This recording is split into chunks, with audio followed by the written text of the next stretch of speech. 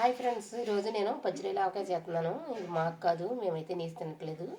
ఆడబడ్స్ గారు అమ్మాయి ఢిల్లీ వెళ్ళిపోతుంది. ఆ అమ్మాయికి పచ్చడి చేసేస్తున్నాను.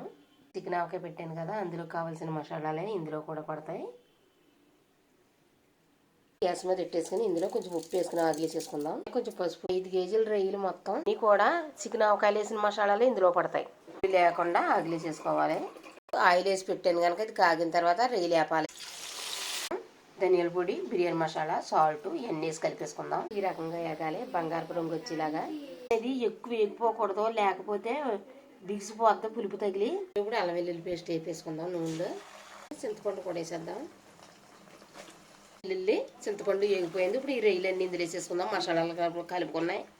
ఇలాగా చిన్న మంటలో వేయించుకుంటే ఉప్పు కారం పడుతుంది. చల్లారిపోయాక ఆవు పిండి కలుపుకోవాలి. వేపాకు, ఎండుమిర్చి, ఆవాలు తాలింపు వేసుకోవాలి. ఇలా ఒక అయిపోయింది. ఇప్పుడు చల్లారిపోయింది కనుక ఇందులో ఆవు పిండి వేసేసుకుందాం.